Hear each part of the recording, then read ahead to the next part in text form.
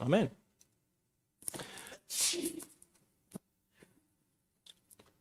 Well, it is Mother's Day. I'm going to talk about sheep and shepherds. There's a lot of correlation between the two.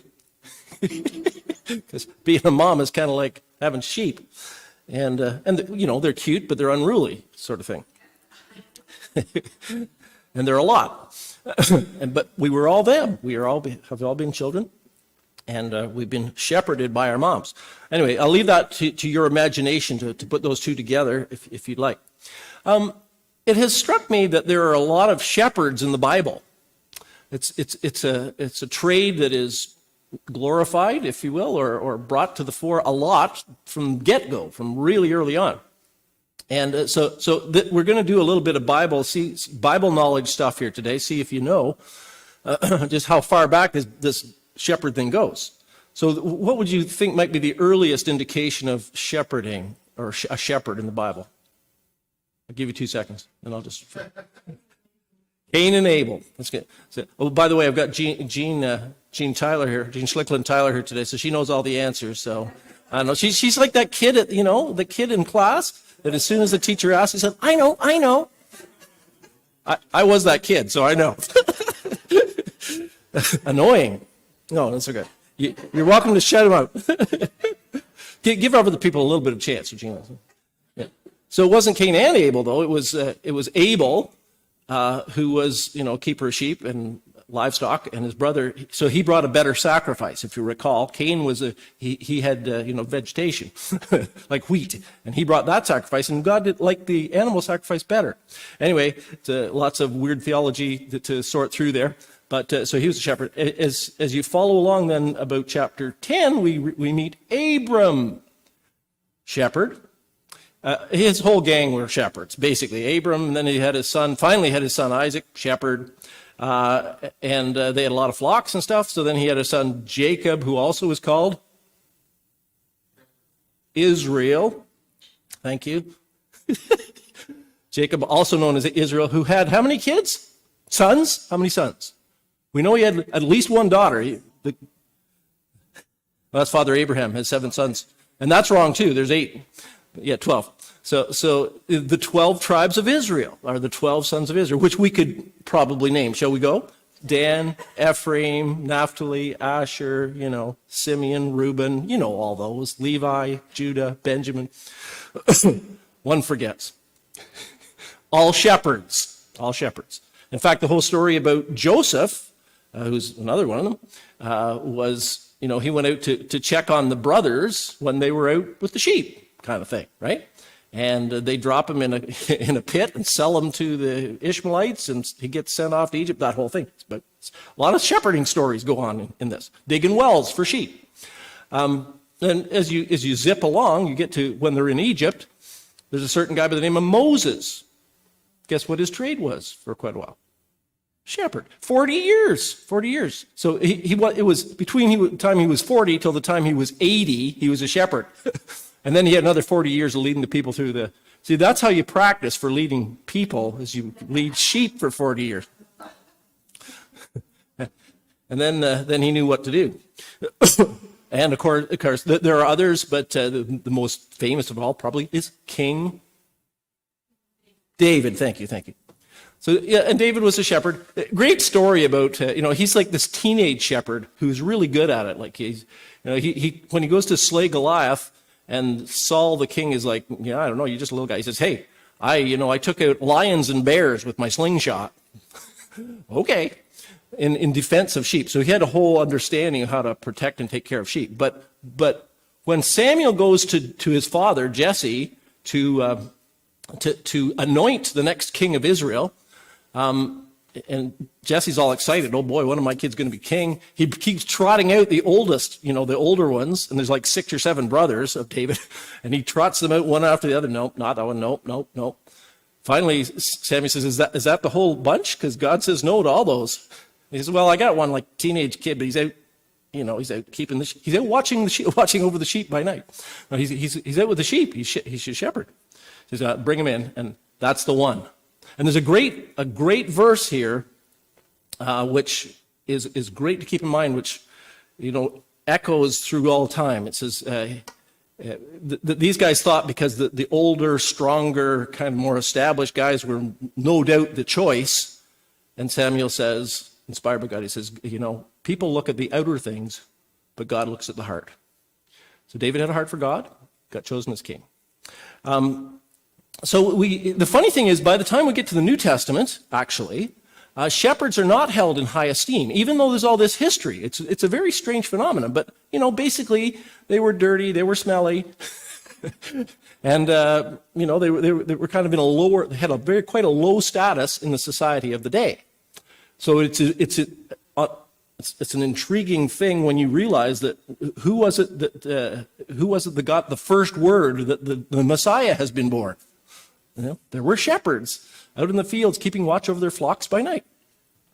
So it's shepherds who are kind of the lowest of the low in the society by that point, and then also Gentiles, which the Magi are, which were not held in very high esteem in Israel in those days.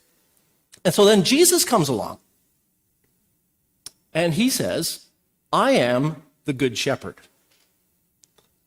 Now, he's not impressing people that much. So it's intriguing that so there in the Gospel of John, there are, I think I've mentioned this a few thousand times, there are 7 I ams. And they're good ones to memorize and know for your Bible class. Can you think of any? I am the way, truth, and the life. I am the resurrection and the life. I am the true vine. I am the bread of life. Yeah, all those. Now, there's 2 in this chapter pertaining to sheep. I am the door to the sheep, and I am the good shepherd. Now, of all those I ams, the only one that is basically a human trade is this one. And it's again, intriguing and interesting and important that he did not say, for instance, I am the good rabbi, because he was a rabbi, but he doesn't say that. He doesn't say, I am the good carpenter, and he was also a carpenter. He doesn't say that. I am the good merchant. All those were trades of the day, which probably were held in much higher esteem. But he says, I am the good shepherd. So already, we see this is a part of Jesus turning the world and the values of the world upside down, which is what you need to get from the Gospels. It's not the way of the world is power, money, prestige, fame, wealth. All that stuff is what everybody's like, wow, impressed by, and that's what it's all about. We got to get that. And Jesus says exactly the opposite all the time. Like he just blesses those who are in the lowest places in society and lifts them up.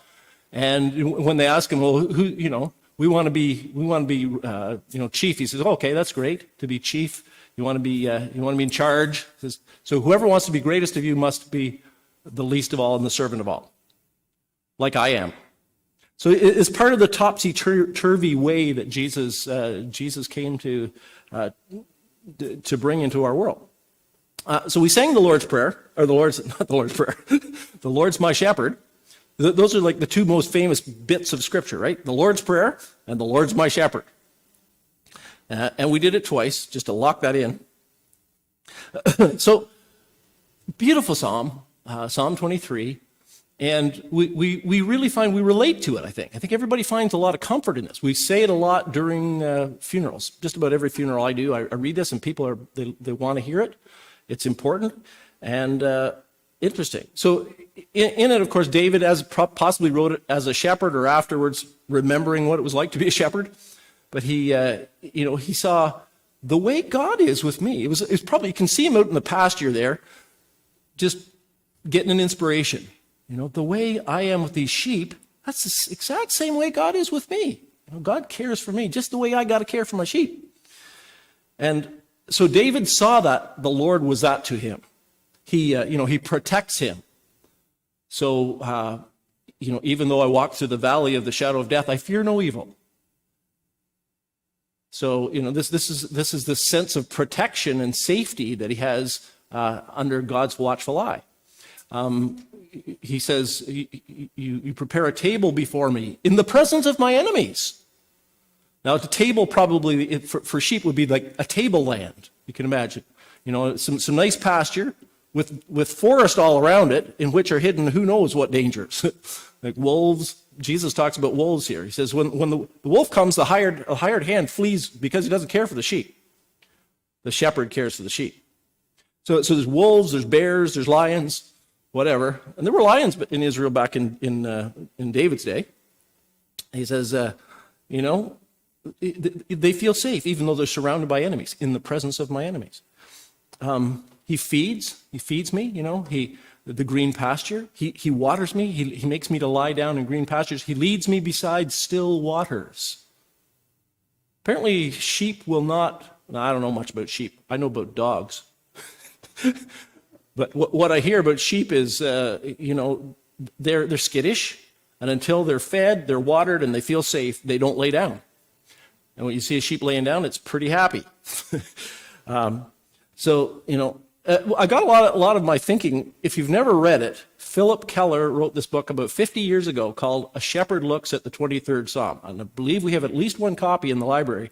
And it just makes the psalm pop, because this guy was a shepherd for decades, and he understood the way of sheep, and the psalm was just chock full of reality with respect to that.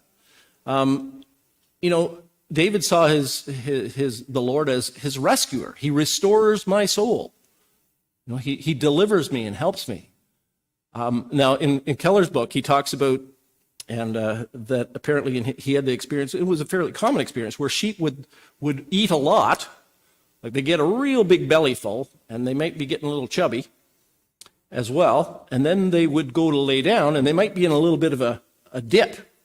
And so when they are on incline, and when they laid down, they rolled over all the way till they were right upside down, which is hilarious. Except they'll probably die if you don't fix it. Now, I do have a vet at the back of the church, so she's probably going to correct me on all this. But anyway, yeah, she'll tell me later. Meantime, yeah. So a shepherd has to be very watchful to make sure these sheep are tipped back right side too, so they don't die. And so Philip Keller's take on this was that's kind of possibly what for a sheep, that will be the restoration of his soul, the restoring of our souls, and how often we need that, where we get turned upside down, and we need the Lord to tip us back up, get us put to rights, and He comforts us. David saw the Lord as comforting him. Interestingly enough, this expression, "Your rod and your staff, they comfort me." Hello. I should remind people, but I don't always remember myself. Your rod and your staff, they comfort me. So the rod was multi-use. So the shepherd would have both a rod and a staff. And the rod, as I understand it, was a bit of a weapon. It could be used as a weapon. So the sheep would see that as a protection for them. Because, the shepherd, if something comes our way, the shepherd's got the rod, and he's going to take care of that for us. And interestingly enough, that's what... Now, nowadays, they don't use... a shepherd would not use a rod as they would a rifle, which people call a rod, right? It's just a little interesting thing there. and staff, well, the crook staff, you could use the crook if the sheep fell down the valley or got caught up in the branches and brambles. You could use that to hook on them and help pull them out. So it's also, a sign for them, a symbol for them of safety and security and comfort. Well, we love this psalm for all those reasons, because we are sheep. We are sheep. You and I, we need all those things all the time. And our God, whether we know it or not, I talked about recognition a few weeks ago on the road to Emmaus, or maybe it was last week, I forget. But He's watching over us, and He is a good shepherd. And we need these things. So we identify with David. We strongly identified with David, and that's why this psalm, I think, speaks to us so much. Now, Jesus would have known this psalm really well. And I think He had it in mind when He said the things He said about being a good shepherd. He had basically had in His memory and in His heart all of the scriptures, the Hebrew scriptures. Interestingly, He identifies with the shepherd, right? We all identify with the sheep, but Jesus sees Himself exactly the same. He says, "I am the good shepherd," which is quite in this sense, it's kind of an outrageous statement. It's another one of those Gospel of John statements where, the Father and I are one. Or in the beginning was the Word, and the Word was with God, and the Word was God. He's identifying himself with God here in another way. Because the Scripture says, the Lord is my shepherd. He says, I am the good shepherd. Which is really saying, I am the Lord. But he identified with the shepherd. So last couple of years, you may have heard of this thing, COVID-19. It's a pandemic that's been sweeping the planet. And it's not really over with yet. We're still wearing our masks and keeping our distance and getting our vaccinations and getting a little bit more normalcy, but not quite there yet. And as we heard about the pandemic and as it had unfolded over these last years, most of us identified with the sheep perspective. How do I stay safe, right? And I know, I'm sure we're thinking about others too, hopefully. And how do I keep myself and those around me safe? What are the protections? Please tell me. Give me some guidance. Bring me some comfort. So that was, for the most part, that's been our perspective. Meantime, others, like healthcare workers and doctors and nurses, had to say, okay, how do I protect the sheep? How do I watch out for them? And they had to decide and realize that they were taking a risk and they were putting their lives on the line to come and watch over the rest. Another example of that kind of thing, they abound, but just in the war in Ukraine, just the situation in Mariupol, where there was a whole lot of, I heard they got the people out, but so this city that was under a huge bombardment, and a whole bunch of civilians and children and elderly and stuff were in this old steelworks place, right? And apparently UN people have gone in and helped them to get out of there. So, if you were a UN person that was called upon to do that, you have to really stop and think for a second, don't you? Because you're putting your life that's at the moment safe at risk of death and injury to go and help others get out of there. Because it's not a safe place. And there's no guarantee that you won't get shelled. So that was, that's kind of on a human scale, but on a huge scale, that's what Jesus' perspective was. All those great things, the protecting, the leading, the feeding, the watering, the rescuing, Jesus saw, that's me. I do that. I protect. I lead. I bring the water. I bring the food. I am the bread of life. I rescue. I comfort. And this is kind of summed up in the main thrust of this passage. I am the good shepherd. The good shepherd lays down his life for the sheep. So that's the ultimate thing that someone protecting and watching out for others do, is you put your own life on the line. And Jesus is actually predicting here his own death, the crucifixion. And he says it like 3-4 times in this passage. That's verse 11. Verse 15, just as the Father knows me, and I know the Father, and I lay down my life for the sheep. Verse 17, the reason my Father loves me is that I lay down my life, only to take it up again. And then verse 18, no one takes it from me, but I lay it down of my own accord. I have authority to lay it down and authority to take it up again. So his main claim to being the good shepherd is, I put my life on the line for you. And I actually die for you. I actually die. I think it's a profound little passage here, this verse. No one takes it from me. Jesus specifically says that I lay it down of my own accord. I have authority to lay it down and authority to take it up again. This command I received from my Father. So in other words, it just didn't happen to me. I knew what I was doing, or I know what I'm doing. So, Jesus didn't fall into this thing that, too bad. He was well aware of what he was getting into. And he was in charge all the way through. So the Gospel of John really seeks to portray Jesus as the king, even though he is this great servant king. And even when he's on the cross, it's like the cross is his throne. And he's in charge the whole way through. You have this big, long conversation with Pilate. You can see that he always has the upper hand. And, he submits to it. Submitted to the crucifixion, but then he had power to take it up again. This is probably why this is in the Easter season, this passage.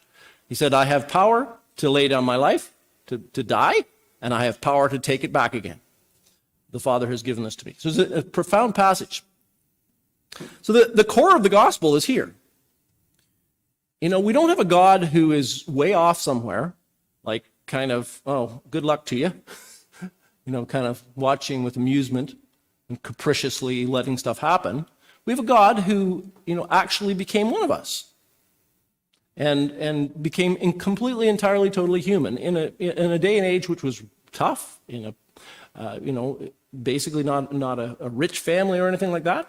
Little baby through a child, you know, had a job, had a trade, had to sleep, got hungry, had brothers and sisters, you know what that's like, cousins, you know, all that kind of stuff. And then, you know, he got hated, he got rejected, he suffered, he got tortured, he got abandoned by all his friends. So he went, and then he got executed in a hideous way. So this is who our God is. This is how much he's willing to identify with us. So he did all that in order that he could lay down his life for us and thus demonstrate the depths of his love. And through the laying down of his life, of course, there's so much that happens for us. There's so much that is brought to us. I mean, I'm not getting into the theology of it entirely, but, you know, he was wounded for our transgressions, it says. This is like hundreds of years before it happened in Isaiah 53. So through his crucifixion, through his shed blood, we're forgiven, we're reconciled to God the Father, and our soul, you know, he restores our souls through the power of what he's done. If we walk with Jesus and, you know, look to him, we find that bit by bit, year by year, our souls are healed. This is my story. This is my song. You know, I've been getting my soul healed. And all of us are wounded deeply inside. I mean, life is like that. It hurts us. Relationships are broken. Our hopes are often dashed. Things don't turn out the way we think they are. You know, we're hurt. People are, you know, what humanity does to other humans is pretty awful. What we see in Russia and Ukraine, it's just the macrocosm of what happens to us individually. We're wounded. And Jesus came to heal us deeply in the middle of that. And he put an end not just to the forgiveness of sins, but the power of sin. He conquered through the cross in dying for us. The power of selfishness and greediness and pride and arrogance and lust and bitterness, all that. So this is a deeper provision. I mean, he watches over all the details of our lives. But Jesus came to deal with the deepest needs of the human heart and the human soul. Now, if the Good Shepherd puts his life on the line for us, he surely has all our best interests at heart. He cares about our needs, our everyday needs, our frailties, our daily worries, our problems. And he wants us to feel safe and to know his comfort and his joy. Comfort and joy. Paul in Romans 8 describes the perspective. He's talking about the Father, but it applies to the Son. He says, he who did not spare his own Son, but gave him up for us all, how will he not with him freely give us everything? It's a great verse. You should check it. Romans 8. Romans 8 is a great chapter to memorize. Useful. You know, how will he not with him freely give us everything we need, all that we need? I shall lack nothing, says the psalmist. So these are strange times. We're not out of the woods with the pandemic. We all feel somewhat isolated and frustrated. We're kind of stressed. We're kind of bewildered. We're not sure, you know, living up here in this county in the last 2 years, we've seen some incredible changes. Like just the influx of personnel is mind-boggling. And it's like, what's going on? Because, you know, the population has risen quite a bit, quite notably. Traffic has got a whole lot busier in the last couple of years. House prices have gone through the moon. And there's inflation, all kinds of weird stuff going on. A war in Europe that doesn't make any sense to us at this time. And the pandemic continues. So we're all kind of like, to some degree, waiting for, you know, normalcy to return. And God knows this. Jesus knows this. He says, I am the good shepherd. I know my sheep, and my sheep know me. We know him. He says earlier in this passage, he says, my sheep know my voice. They don't answer to anybody else. We're to have our ears and hearts tuned to Jesus as our leader and our guide. And he's made it so that voice resonates with our hearts. And, he is the good shepherd, that he is our shepherd, is what we need to hold on to, that he knows and understands what we're going through. We know him. We know we can trust him to supply all our needs. He'll take us through this valley, Even though I walk through the valley of the shadow of death, I fear no evil. The Lord is my shepherd, and he's yours. Let's pray.